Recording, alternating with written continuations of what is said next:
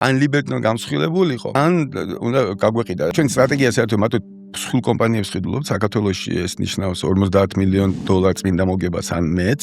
ბევრი სხვა კრიტერიუმიც გვაქვს, რა თქმა უნდა, მაგრამ ერთი კრიტერიუმიც აუცილებლად ყველგან არის, რომ ან ჩვენ უნდა უკვე უნდა გქონდეს $50 მილიონ წმინდა მოგება, ან ჩვენ უნდა გვესმოდეს, რომ ჩვენ მას გავიყვანთ ამ მოგებაზე რაღაცა, ვთქვათ 5 წლის განმავლობაში. როცა იყიდეთ ლიბერტი მაშინ უკვე 50 არისო. არა, ჩვენ ძალიან პატარა ლიბერტი ჩვენ ძალიან მაგარ გავზადეთ, მაგრამ ჩვენ ვხედავდით ამ შესაძლებლობას, რომ ლიბერტის გავზდიდით. ვიყიდეთ 8 წლის წინ და ეხლა რომ შეხედო რა ფასად გამოვედით, ქეში-ქეშზე რა იყო, დაახლოებით 10 ჯერ გავზარდეთ ღირებული, ანუ რაც დავაბანდეს 10 იმდენს ავიღებთ და რაღაც ბოლომდე არა გვაქვს აღება ცოტა ესეთი გარიგება ნაწილ-ნაწილ ვიღებთ თანხას, მაგრამ როცა ავიღებთ თანხას დავიღებთ, რა თქმა უნდა, იქნება დაახლოებით 10 ჯერ მეტი 8 წლის განმავლობაში ესეთი ვიდრე ჩადეთ. ვიდრე ჩავდეთ.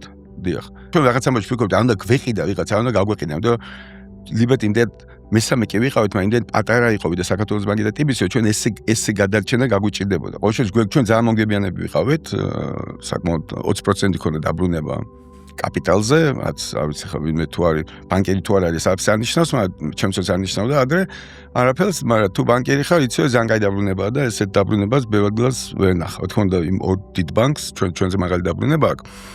და ჩვენ უკვე გრძნობდით იმას, რომ გაგვიჭირდებოდა ამ დაბრუნების და ესეთ მომგებიანების შენარჩუნება მაშინ როცა ეს ორი ბანკიც უნდა გაიზარდოს, ეს ორი დიდი ბანკიც, რომელიც არის ბირჟაზე, მუდმივად უნდა ნახოს და ბირჟას სჭირდება ზრდის ჩვენება და ბოლო-ბოლო მოუწევდათ იმ ბიზნესების შემოსვლას, სადაც ლიბერტი ძლიერი იყო და ამიტომ ან ლიბერტი გამსხვილებულიყო, ან უნდა გაგვეყიდა. თან კიდე იმ ნიშნულსაც მივახციეთ 50 მილიონს.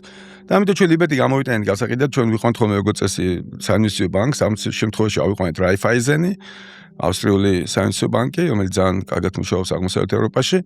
და რაიფაიზენმა დაიწყო ლიბერტის გაყიდვა.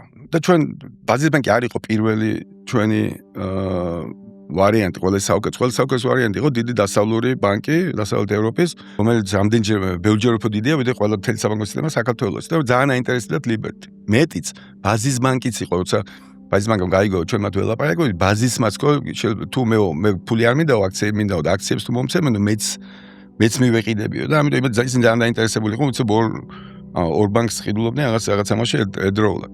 ოღონდ ბაზის დარჩენა უნდა და როგორც აქციონერის იმ დიდი ბანკის საიდანაც იყო რა მინდოდა დავასახელო. ანუ არსებობდა დიდი ბანკი, უცხოური და რომელიც ძალიან საინტერესო გარიგება იქნებოდა და მე მგონი საქართველოს საბანკო სისტემისთვის ძალიან საინტერესო გარიგება იქნებოდა და ჩაიშალა იმიტომ რომ აქ დაიწყო ეს პოლიტიკური გამოსვლები.